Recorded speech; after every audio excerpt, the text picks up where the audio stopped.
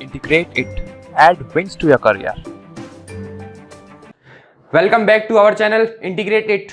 अपन ने strength of materials के chapters देख लिए थे काफी हद तक। आज अपन क्या करने वाले हैं, वही प्रैक्टिस क्वेश्चंस। ठीक है, देखो अपनी लेक्चर्स की अलग सीरीज चल रही है और प्रैक्टिस क्वेश्चंस की अलग सीरीज चल रही है। इंटीग्रेट इट में आपको अभी तक strength of materials, soil mechanics, estimation costing, fluid mechanics, environment engineering, ये 4-5 पूरे के पूरे सब्जेक्ट एकदम अच्छे से चल रहे हैं और कुछ तो कंप्लीट भी हो चुके हैं। ठीक है, आपको प्लेलिस्ट में इसकी डिस्क्रिप्शन मिल जाएगा। प्रैक्टिस क्वेश्चंस की अलग प्लेलिस्ट है और लेक्चर्स की अलग प्लेलिस्ट है। ठीक है, तो बस आज अपन वापस जो अपने कुछ क्वेश्चंस रह गए थे, कुछ चैप्टर्स रह गए थे, जैसे बेंडिंग स्ट्रेस, शियर स्ट्रेस जो मैंने लास्ट में चैप्टर्स लिए थे, और कौन सा है, टॉर्शन, कॉलम वगैरह वगैरह। ठीक है, नहीं कॉलम के अपन ने पहले ले चुके हैं, तो बस जो भी है देखा अगर रिपीट हो जाएगा तो अपन कर लेंगे। क्लियर, तो वही है अपना। पहले आपको यहाँ पर स्क्रीन पर क्वेश्चन आएगा और यहाँ पर मैं समझाऊंगा, पहले खुद ट्राई करना।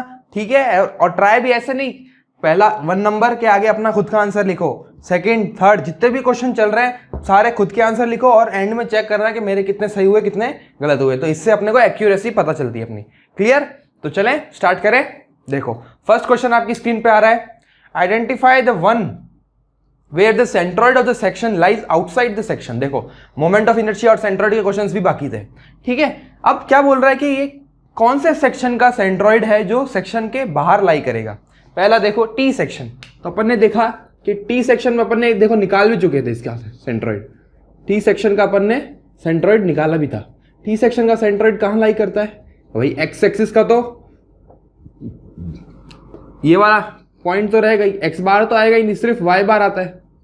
ठीक है, यानी ये वाला, तो ये जी यहां पे लाई करता है, यानी ये तो अंदर ही है, ये वाला तो अंदर ही है। फिर बोल रहा है सिमेट्रिक आई सेक्शन, तो आई सेक्शन सिमेट्रिक कैसे होता है कि ऊपर फ्लैंज है जितना, नीचे भी उतना ही फ्लैंज सेम, तो इसका भी अंदर ही लाई करता है, ये भी यहीं लाई करेगा।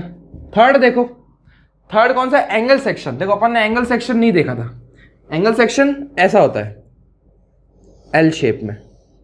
ठीक है, अब जो इसका सेंट्रॉइड लाई करता है वो आउटसाइड दी सेक्शन लाई करता है। ठीक है, यहां जी, और एक और, अब बोलोगे सर सिर्फ इसी का ही लाई करता है, नहीं, एक चैनल सेक्शन और होता है, उसका भी सेंट्रॉइड जो है वो बाहर लाई करता है। ठीक है, चैनल सेक्शन ऐसा बनेगा सी शेप में। ठीक है, इसका सेंट्रॉइड भी बाहर लाई करता है। ठीक है, तो अगर ऑप्शन में चैनल सेक्शन होता या एल सेक्शन, इन दोनों का सेंट्रॉइड क्या लाई करेगा, आउटसाइड दी सेक्शन। ठीक है, नेक्स्ट क्वेश्चन देखो अपनी स्क्रीन पर आ रहा है, खुद ट्राई करो पहले, क्योंकि अपन अब बहुत सिंपल सारे क्वेश्चन, मैं तुम्हें सारे कॉन्सेप्ट बता चुका हूं लेक्चर्स में। आपने जिसने भी लेक्चर्स मिस किए हैं पहले आप लेक्चर देखिए फिर क्वेश्चन कीजिए। ओके, नेक्स्ट देखो, if I X and I Y are the moment of inertia of section about X and Y. ठीक है, कि एक्स एक्सिस के अबाउट और वाई एक्सिस के अबाउट दोनों क्या दिए हुए हैं, मोमेंट ऑफ इनर्शिया दिए हुए हैं। तो पोलर मोमेंट ऑफ इनर्शिया, देखो पोलर मोमेंट ऑफ इनर्शिया मैंने बताया था जे, याद करो सेकंड क्वेश्चन, जे क्या बोला था मैंने, आई एक्स प्लस आई वाई, तो कौन सा ऑप्शन है, देखो सी ऑप्शन। अच्छा, अब नेक्स्ट क्वेश्चन देखो आपकी स्क्रीन पर आ रहा है, थर्ड नंबर। अच्छा क्वेश्चन है, क्योंकि ये वाला क्वेश्चन, अब देखो अपन जितने भी क्वेश्चंस ले रहे हैं ना, जितने भी क्वेश्चंस में जितने भी अपन ने, भले मैं करा रहा हूं चाहे दूसरे सब्जेक्ट्स में करा रहे हैं, वो स्पेसिफिकली एसएससी जेई और राजस्थान जेई के खासकर हमें वही पैटर्न लेके चल रहे हैं। ठीक है, जो क्वेश्चन आ सकते हैं, ऐसा नहीं है कि हमने जो क्वेश्चन नहीं लिए हैं वो नहीं आएंगे, बिल्कुल आ सकते हैं, बट अपन बाद में और एक साथ जब पूरा सब्जेक्ट कंप्लीट हो जाएगा तो वो पूरी क्वेश्चन सीरीज एक ही लेक्चर में अपन कवर करेंगे। क्लियर, अभी इसलिए करा रहे हैं कि भाई 2-2, 3-3 चैप्टर हो जाते हैं तो बीच में क्वेश्चंस की नीड लगती है। ठीक है, थर्ड क्वेश्चन देखो क्या बोल रहा है, आपकी स्क्रीन पे आ रहा है रेडियस ऑफ गायरेशन। तो रेडियस ऑफ गायरेशन का मैंने फॉर्मूला बताया था कॉलम्स के चैप्टर में, √i/a। ठीक है, अब रेक्टेंगुलर सेक्शन का आई कितना होता है, 1/12 BD3। कब लेते हैं, जब कौन सी एक्सिस हो, ये वाली एक्सिस। तो पैरेलल टू विड्थ कौन सी होगी, विड्थ ये होती है, पैरेलल टू विड्थ मतलब आई एक्स एक्स, इसी की बात कर रहा है, आई वाई वाई की बात नहीं कर रहा। आई तो पता है अपने को, ए कितना होता है, B × D, इस पर पुट कर दो तो आर आ जाएगा हमारे पास। देखो BD³ अपॉन BD, तो कितना आ गया √D² अपॉन 12 यानी D अपॉन 2√3। बोल बिल्कुल आसान क्वेश्चन था। देखो कौन सा ऑप्शन बन रहा है, सी ऑप्शन। नेक्स्ट देखो, नेक्स्ट तो बिल्कुल बेसिक है, स्टैंडर्ड है, मैं बता चुका हूं। इसका आंसर अपन सारे ये लेक्चर्स में, ये मैंने जितने भी अपने लेक्चर्स में बताए थे ये सारे स्टैंडर्ड केसेस, उनमें से ही क्वेश्चंस आते हैं। देखो एग्जिट इज, अब रेक्टेंगल का है तो रेक्टेंगल का कितना आसान है, डायरेक्ट BD³ अपॉन 12। ठीक है, ऐसे ही अब ये कौन सा क्वेश्चन है, देखो सर्कुलर का, तो सर्कुलर का कितना होता है सबको पता है, π/64 D⁴। तो कौन सा ऑप्शन, डी ऑप्शन।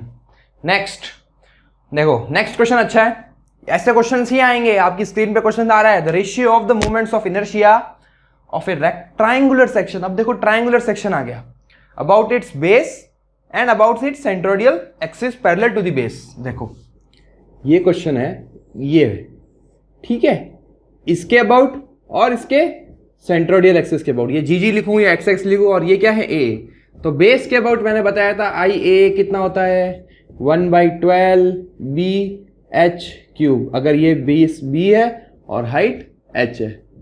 ठीक है, और सेंट्रोइडियल एक्सिस के अबाउट ही बता रखा हूं 1/36 BH³।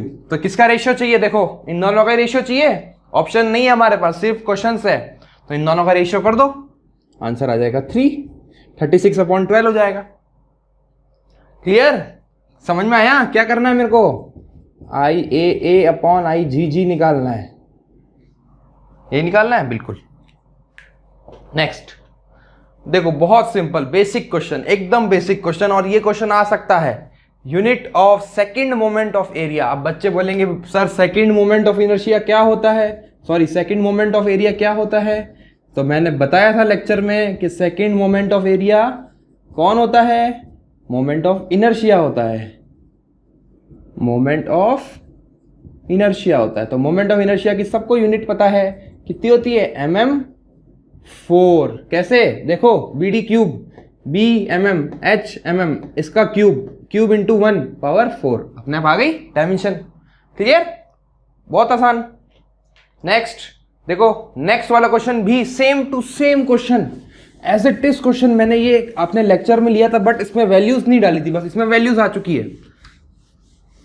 और ये वाला क्वेश्चन मेरे से टेलीग्राम पे एक बच्चे ने पूछा भी था, ठीक है, डाउट में, same question, from a circular plate of diameter 6 mm। अच्छा क्वेश्चन है। देखो एक सर्कुलर प्लेट है, ठीक है, जिसका डायमीटर 6 सेंटीमीटर है, और क्या बोल रहा है, a circle is cut, sorry, a circle is cut whose diameter is radius of plate. एक रेडियस जिसका डायमीटर जो है, एक सर्कल है जिसका डायमीटर खुद रेडियस के बराबर है, वो काट दिया अपन ने। ठीक है, ये सर्कल ही है, ठीक है, बना ढंग से नहीं है पर ये सर्कल ही है। ठीक है, यानी इसकी डायमीटर कितनी थी, मैं कैपिटल D लिख रहा हूं इसको 6 सेंटीमीटर, और इसका D कितना होगा 3 सेंटीमीटर, इसको स्मॉल d लिख लो। अब इसका क्या पूछा है, देखो the distance of centre of gravity of the reminder from the centre of the plate. यहां से डिस्टेंस चाहिए। देखो मैंने बता चुका हूं इस क्वेश्चन को, एज इट इज मैंने क्वेश्चन ये लेक्चर में लिया था, और इस लेक्चर का लिंक भी आपको मिल रहा है डिस्क्रिप्शन में। ठीक है, तो देखो क्या करते हैं, मेरे को ये वाला एरिया निकालना है, इस एरिया का सेंट्रोइड चाहिए। ठीक है, ये वाला एरिया, क्योंकि मैंने इसमें से ये प्लेट हटा चुका हूं। तो बताओ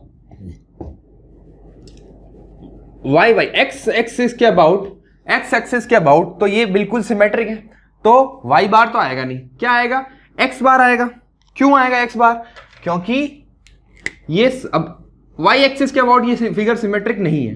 ठीक है, तो मेरे को सिर्फ और सिर्फ क्या निकालना है, इसका जो मेरा सेंट्रॉइड है ये g यहां लाई करेगा, मुझे x बार से मतलब है सिर्फ और सिर्फ। ओके, ये मैं क्वेश्चन एग्जैक्ट बता चुका हूं, वापस बता रहा हूं। तो x बार कैसा निकले कि अपन ने जब इरेगुलर शेप्स होता है centre of moment of centre और मोमेंट में, ठीक है, सेंट्रॉइड और मोमेंट ऑफ इनर्शिया में, तो अपन क्या लगाते हैं, a1x1 plus a2x2 upon a1 plus a2। अब यहां प्लस लूंगा या माइनस लूंगा, मैंने इस शेप में से ये निकाल दिया है, तो यहां माइनस आ जाएगा। a1 मुझे पता है कितना है, π/4 d², पूरे बड़े वाले का एरिया, इनटू इसकी x1 कितनी होगी, क्योंकि ये खुद सेंटर है, सेंटर से ही मेरे को डिस्टेंस चाहिए, तो इसकी 0, क्योंकि मुझे यहीं से ही चाहिए, माइनस ये कितना होगा π/4 d स्क्वायर इंटू, अब यहां देखो ये लेंथ कितनी थी, ये लेंथ कितनी थी 1.5 थी, ठीक है नहीं थी, मुझे कौन सी चाहिए, ये वाली चाहिए, ठीक है, जहां से ये आया, तो ये कंप्लीट पूरी कितनी है 3 है, देखो ये 3 है इसकी रेडियस, तो 3 माइनस 1.5 कर दूं, यानी 3 माइनस 1.5, बस ये आ जाएगी हमारे पास क्या x2 upon a1 plus a2, तो a1 minus a2 not plus a2, ठीक है। d कितना है, d कितना है 3, यहाँ पे 3 पुट करेंगे और ये कैपिटल D में क्या पुट करेंगे 6, तो बस इसको सॉल्व कर दो, ये आ जाएगा -π/4 3 स्क्वायर इंटू 1.5 अपॉन π/4 कॉमन निकाल दो नीचे से, और d square 6 square minus 3 square, बस इसको सॉल्व कर देना, हमारे पास ये आंसर आ जाएगा, कैलकुलेट करो 0.5, और ये ऑप्शन हुआ हमारा डी ऑप्शन। क्लियर, देखो अच्छा क्वेश्चन था ये, और ये क्वेश्चन बिल्कुल आ सकता है। अब देखो नेक्स्ट टॉर्शन का सवाल आ चुका है अपनी स्क्रीन पर, खुद ट्राई करो, ये एग्जैक्ट फॉर्मूला है, सिर्फ इसने लैंग्वेज घुमाई है और कुछ भी नहीं है, बहुत सिंपल एकदम बेसिक।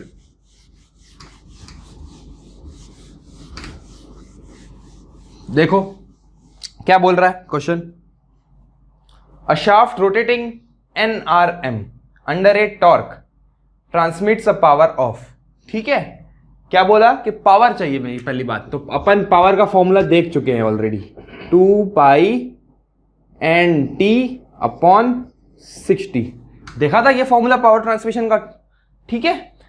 NRM क्या है, अंडर ए टॉर्क T, तो टॉर्क तो T है, N की वैल्यू हमें पता है रिवॉल्यूशंस पर मिनट, ठीक है, तो बस इसमें मुझे P चाहिए, shaft rotating transmits a power of, बस इसको कैलकुलेट कर दो, नीचे आ जाएगा 30π/NT अपॉन 30, देखो कितना आसान, कौन सा आ गया ऑप्शन में, बी ऑप्शन। ये n को कैपिटल N लिखा है, यहां पर अपन ने स्मॉल n लिया, तो क्या दिक्कत है, n को, n तो n ही है। नेक्स्ट देखो,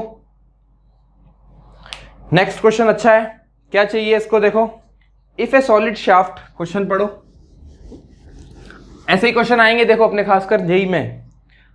if a circular shaft C diameter 20 centimetre, length भी दे रखी है, एन भी दे रखा है, ट्विस्टिंग मूवमेंट को सब्जेक्टेड कर रहा है, और मैक्सिमम शियर स्ट्रेस भी गिवन है, हमें क्या चाहिए, एंगल ऑफ ट्विस्ट।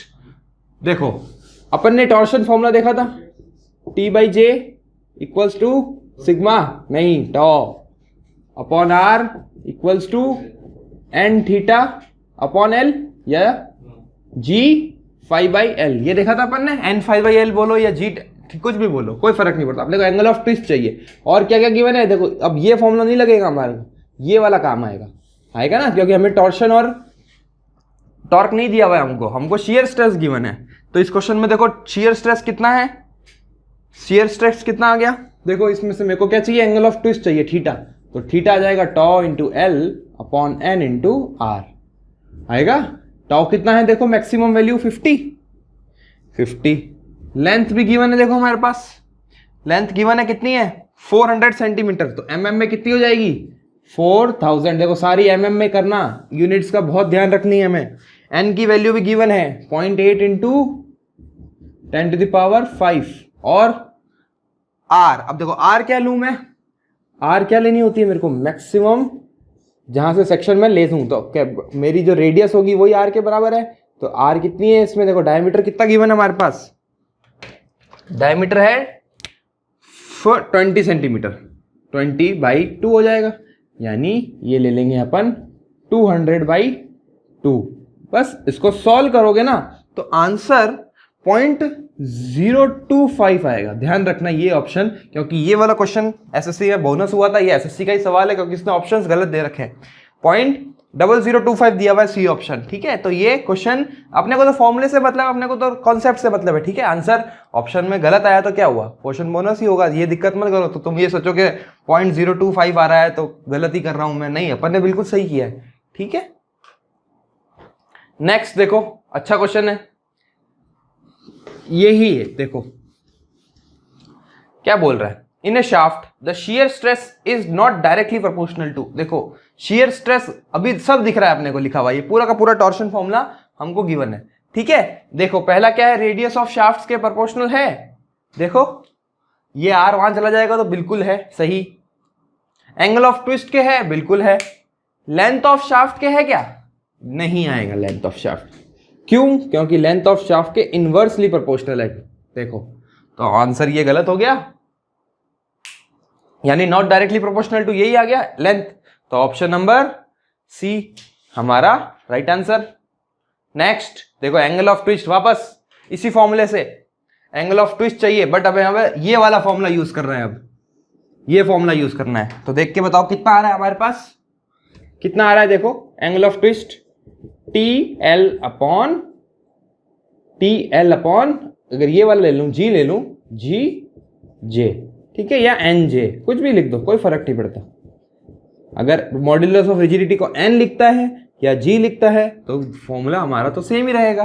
देखो कौन सा आया ऑप्शन, देखो ये सारे ऑप्शन मिलते जुलते लगते हैं, कंफ्यूजन क्रिएट करते हैं। हमें फॉर्मूला रटना नहीं है, हमें सिर्फ एक टॉर्शन फॉर्मूला, ये हमारा एकदम हर क्वेश्चन सॉल्व कर देगा टॉर्शन का, ठीक है। ये टॉर्शन फॉर्मूला, ये हमें बस याद करना है। इससे देखो पहले मैंने ये यूज किया, फिर ये यूज किया, ये भी यूज कर सकता हूं, तो एक 3 फॉर्मूले का ये पूरा एक फॉर्मूला बनता है, क्लियर।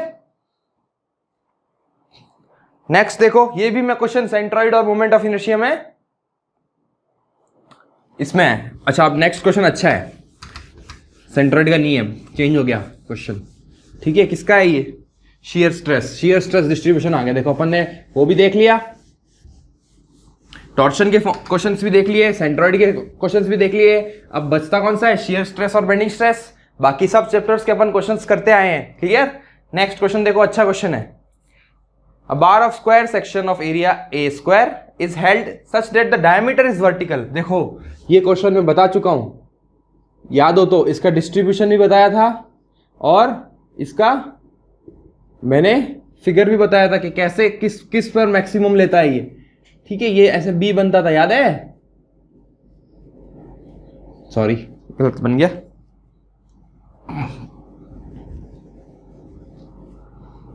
ऐसे यहां लेता था मैक्सिमम वैल्यू, इधर कुछ कम, फिर मैक्सिमम और फिर इधर कुछ कम, क्लियर।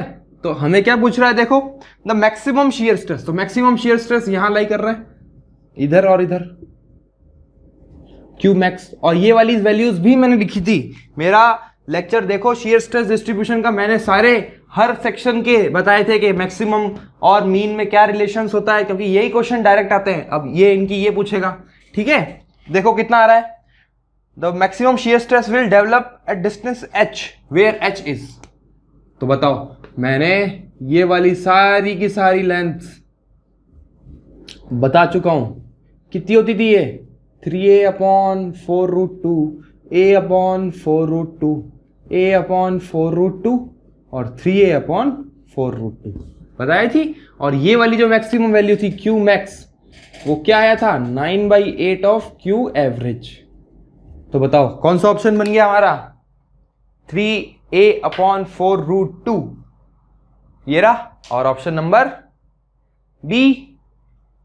नेक्स्ट देखो वापस आ गया यही रेशियो, किसका रेशियो पूछ रहा है इस बार, सर्कुलर है, इस बार सेक्शन सर्कुलर है। तो सर्कुलर में मैंने कितना बताया था, याद करो, जो Q मैक्स था वो कितना था, 4/3 ऑफ Q एवरेज था। सब बता चुका हूं, ये पूरे एक एक चीज मैंने, ये सारा का सारा अपने क्वेश्चन, एक भी क्वेश्चन देखो अपने लेक्चर से बाहर नहीं जा रहा, क्लियर। तो देखो उसका ऑप्शन क्या रहा, ऑप्शन डी। अगला देखो, अगला क्वेश्चन देखो, पढ़ो आप, खुद ट्राई करो सबसे पहले।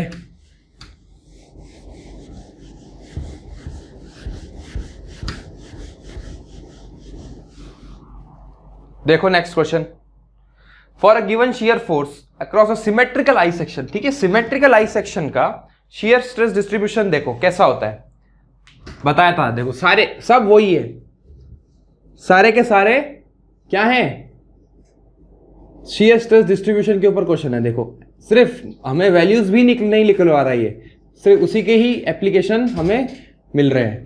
तो देखो इसका शियर स्ट्रेस डिस्ट्रीब्यूशन अपन ने देखा था कि पहले फ्लैंज फिर वेब, और इधर से भी पहले फ्लैंज फिर वेब, और यहां मिलता था हमें मैक्सिमम।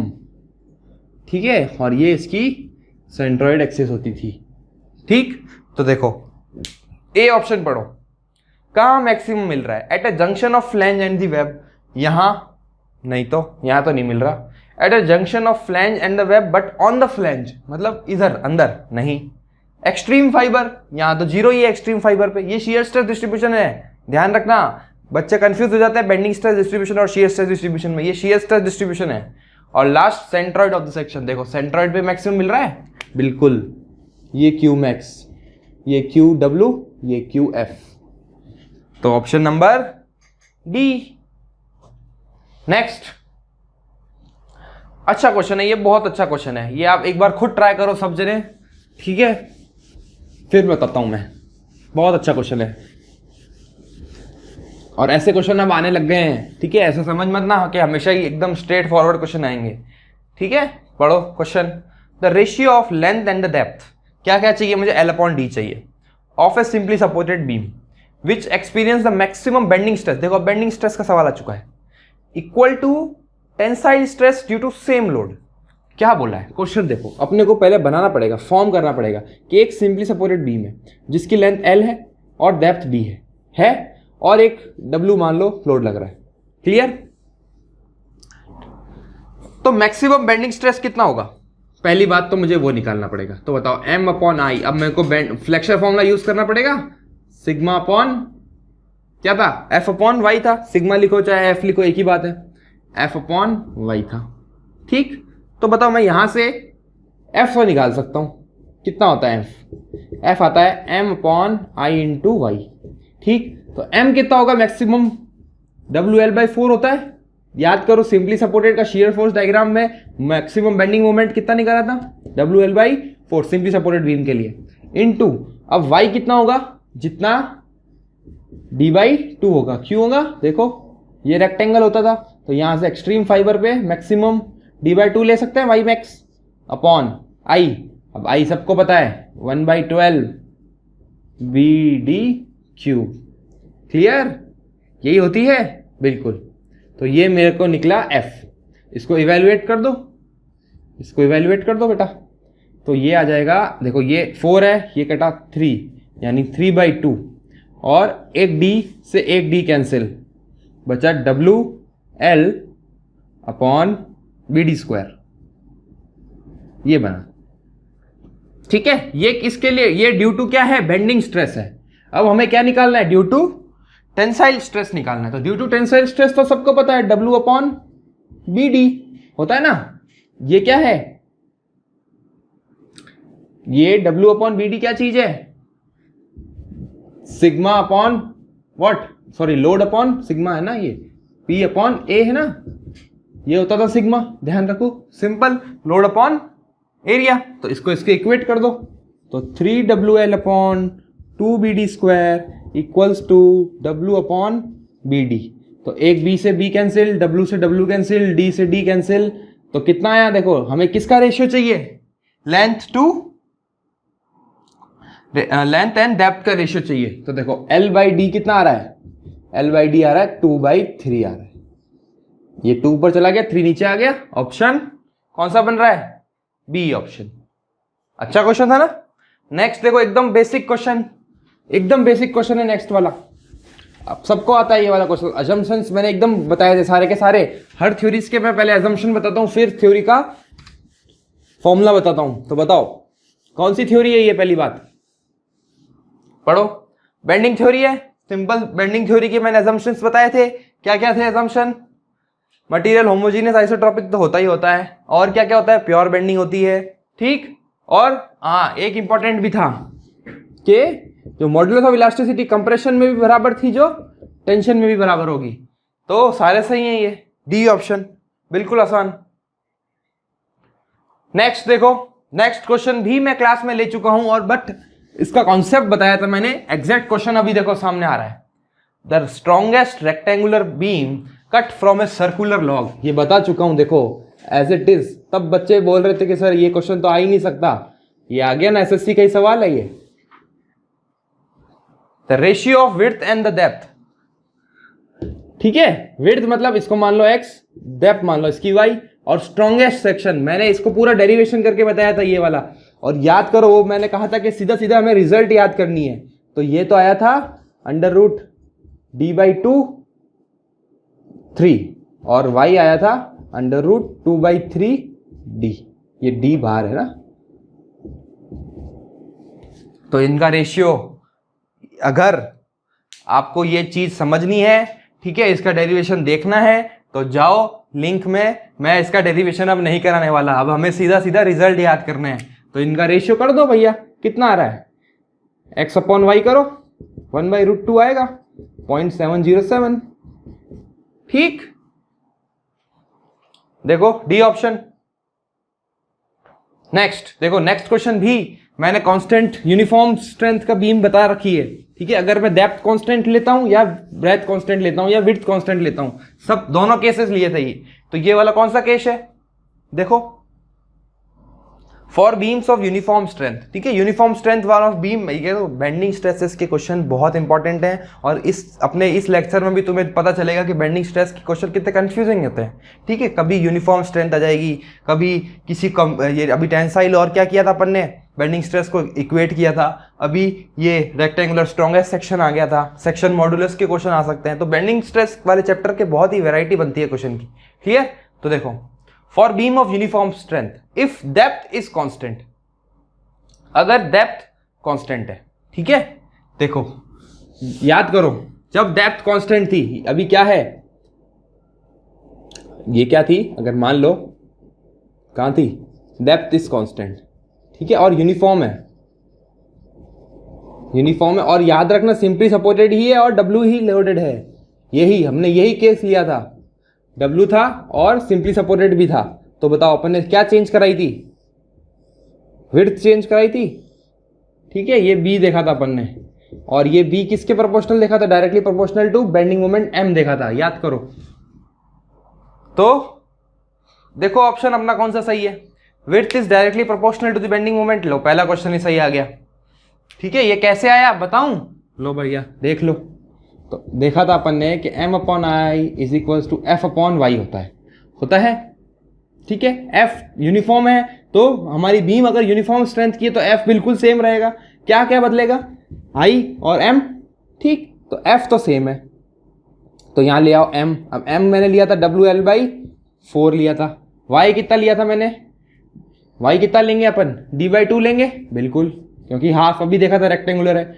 यहां पहुंच गया नीचे F और ऊपर पहुंच जाएगा 1/12 BD³ पहुंच गया। तो देखो कौन वेरी कर रहा है, B वेरी कर रही है, यानी कि B ऑफ X लूंगा, D कांस्टेंट है, ठीक। तो देखो B और W, मतलब ये M डायरेक्टली, ये M नहीं लिख लो यहाँ पर M, तो B हमारी किसके प्रोपोर्शनल आ रही है, मोमेंट के प्रोपोर्शनल आ रही है। अगर यहीं D पूछता और B कांस्टेंट होता, इसी क्वेश्चन में बोलता कि विड्थ कांस्टेंट है और डेप्थ क्या है, बदल रही है, तो यहां पर क्या ले लेते हैं, M ले लेते, इधर एक D² बन जाता, ये B कांस्टेंट रहता और D ऑफ X² बन जाता। तो यहां किसका आ जाता, जो D है वो √M के प्रोपोर्शनल आ जाता। तो ये भी ध्यान रखना कि अगर विड्थ कांस्टेंट होती तो डेप्थ हमारी मोमेंट के रूट के प्रोपोर्शनल होती है, और इस केस में क्या है, मोमेंट के प्रोपोर्शनल होती है। नेक्स्ट देखो, स्ट्रेंथ ऑफ द बीम। मैंने बता चुका हूं क्लास में कि स्ट्रेंथ को कौन डिनोट करवाता है, किसके, सेक्शन मॉडुलस। सेक्शन मॉडुलस को हम क्या लिखते हैं, Z लिखते हैं, याद करो। Z कितना था, M/I/Y, ठीक है। ये क्या था, ये तो Z थोड़ी था बेटा, ये तो स्ट्रेस लिख रहे हैं अपन। M/I is equals to F/Y था, तो F अपन ने क्या लिखा था, देखो MY/I, तो यह लिखा था कि M/Z होता है, ठीक है। तो ये Z सेक्शन मॉडुलस I/Y देखा था अपन ने, ठीक। तो जो स्ट्रेंथ डिनोट करता है हमारी बीम की, वो कौन डिनोट करता है, सेक्शन मॉडुलस। और अब ये क्या पूछ रहा है, किसके प्रोपोर्शनल है, किसके प्रोपोर्शनल है, तो देखो कहां गया, सिंपली सपोर्टेड डायमीटर D है, ठीक है, एंड सर्कुलर क्रॉस सेक्शन है। इस बार हमारा रेक्टेंगुलर नहीं है, सर्कुलर है, तो तो सर्कुलर के लिए π/64 d4 अपॉन ये d/2, ये कितना आया π/32 d³, यानी किसके प्रोपोर्शनल हुआ d³ के, option C. Next, the maximum bending stress in I beam. देखो जस्ट अभी थोड़ी देर पहले अपन ने क्या देखा था, शियर स्ट्रेस डिस्ट्रीब्यूशन देखा था, किसका, आई सेक्शन का। अब क्या बोल रहा है, बेंडिंग स्ट्रेस बोल रहा है। ठीक है, यहां गड़बड़ करते हैं बच्चे, पूछते हैं बेंडिंग स्ट्रेस करके आ जाएंगे शियर स्ट्रेस के हिसाब से। क्यों, क्योंकि शियर स्ट्रेस क्या देखा था अपन ने, सेंट्रॉइड पर मैक्सिमम देखा था, पर बेंडिंग स्ट्रेस सेंट्रॉइड पर 0 होता है, क्योंकि वो न्यूट्रल एक्सिस पे हो जाती है। याद करो, सब कुछ एक एक चीज बता रखी है मैंने तुम्हें। अगर ये आई सेक्शन है तो बेंडिंग स्ट्रेस का फिगर कैसे बनाया था मैंने, बेंडिंग स्ट्रेस कैसे देखा था, ऊपर कंप्रेशन, नीचे टेंशन, ऐसे, ठीक है। ये अगर अपने न्यूट्रल एक्सिस है तो यहां एक्सट्रीम फाइबर पे हमें मैक्सिमम मिलता है। देखो बिल्कुल एक्सट्रीम फाइबर्स पर, तो देखो कौन सा ऑप्शन है, आउटर मोस्ट फाइबर या extreme fibre, option number B. ठीक है, देखो डी ऑप्शन भी दे रखा है इसने के section where shear stress maximum, तो जहां शियर स्ट्रेस मैक्सिमम होगा वहां तो bending moment, sorry bending stress 0 आ रहा है। क्लियर।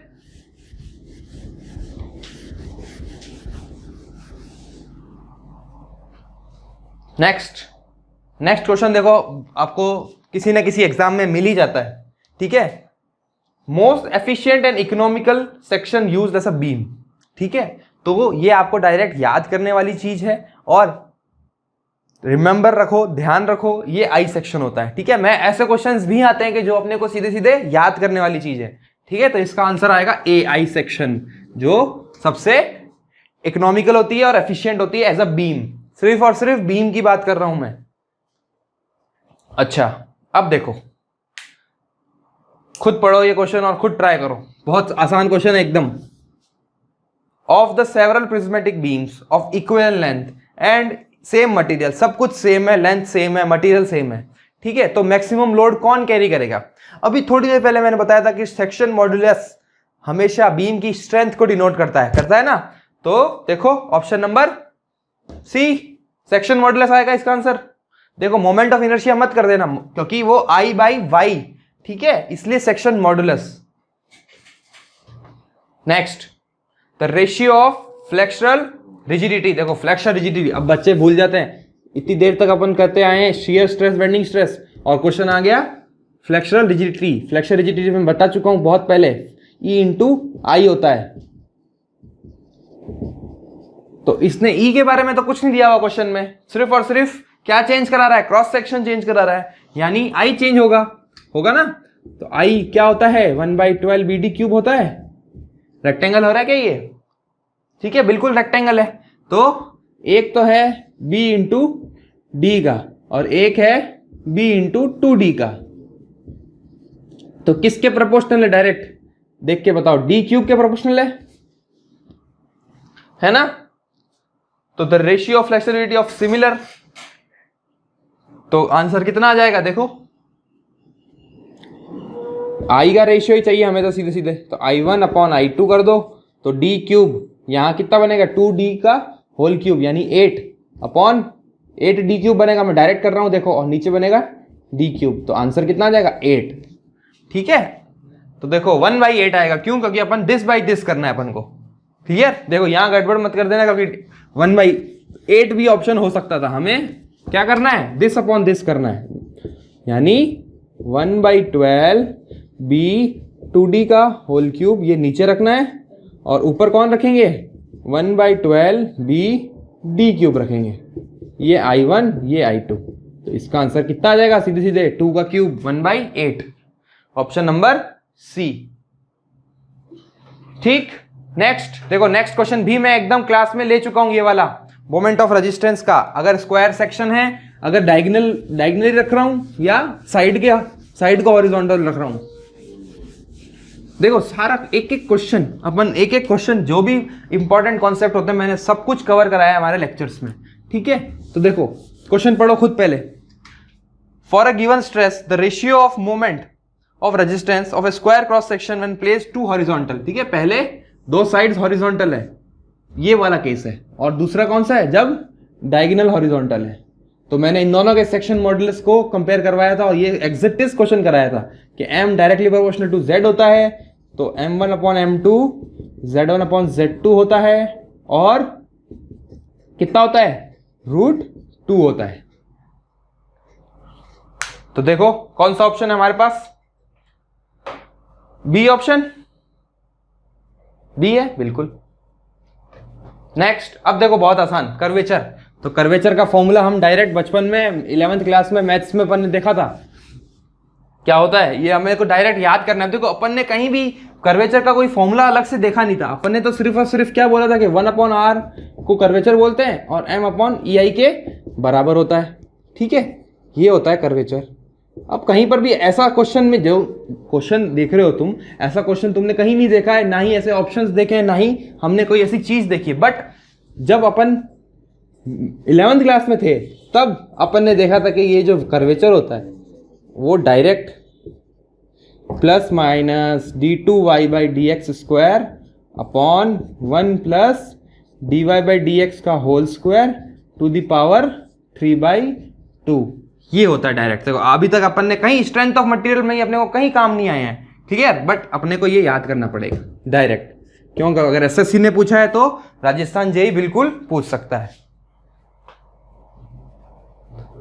तो देखो कौन सा ऑप्शन है हमारे पास, बी ऑप्शन। नेक्स्ट क्वेश्चन बहुत आसान, बेसिक एकदम डायरेक्ट फ्लेक्सर फॉर्मूला पे ऊपर, बिल्कुल आसान। देखो मैं ये नहीं बताऊंगा, ये क्वेश्चन का आंसर मैं नहीं बता रहा, क्योंकि फ्लेक्सर फॉर्मूला मैं 10 बार यूज कर चुका हूं। इसका ऑप्शन तुम खुद याद देखो और मेरे को कमेंट बॉक्स में इसका आंसर बताओ। अगला देखो, द बेंडिंग स्ट्रेस। अभी वापस जस्ट इससे पहले वाला ही क्वेश्चन, अपने को क्या चाहिए, बेंडिंग स्ट्रेस चाहिए। तो किससे निकालेंगे, m/i, f/y। अब तो रट गया है, f कितना होता है, my/i। तो देखो कौन सा ऑप्शन बन रहा है, बी। नेक्स्ट देखो वापस कर्वेचर का क्वेश्चन आ गया। अब कर्वेचर डायरेक्ट इसने पूछ लिया कि 1/r m/ei किसको डिनोट करता है, कर्वेचर को। तो ऑप्शन सी। नेक्स्ट क्वेश्चन देखो आ गया हमारा वापस टॉर्शन के ऊपर। ठीक है, देखो मिक्स्ड क्वेश्चन लाया हूं, जरूरी नहीं है कि वापस same to same bending stress के चल रहे हैं तो सारे के सारे बेंडिंग स्ट्रेस के क्वेश्चन आएंगे। देखो शाफ्ट बोल रहा है डी है और मैक्सिमम शियर स्ट्रेस, तो देख ही चुके अपन कि T/J τ/r, टॉ चाहिए TR/J। देखा था, T इंटू R कितना था, D/2, J कितना था, π/32d³। अब ये पूछोगे J क्या है, J क्या है, polar moment of inertia, Ixx plus Iyy। तो ये आ जाएगा 16t/πd³। तो देखो कौन सा ऑप्शन बन रहा है, ये सी ऑप्शन। नेक्स्ट क्वेश्चन बहुत अच्छा क्वेश्चन है और हमारे लेक्चर का लास्ट क्वेश्चन है। ठीक है, करो ट्राई खुद के खुद। अ सॉलिड शाफ्ट, एक सॉलिड शाफ्ट दे रखा है हमको, और देखो ये मैंने स्टैटिकली इनडिटर्मिनेट वाले केस में बता चुका हूं ये वाला क्वेश्चन। ठीक है, ये 6 मीटर की लेंथ गिवन है, ये 6 मीटर की लेंथ गिवन है। पढ़ो क्वेश्चन क्या बोल रहा है कि 60 किलोन्यूटन मीटर का टॉर्क लग रहा है, distance 2 metre from the left.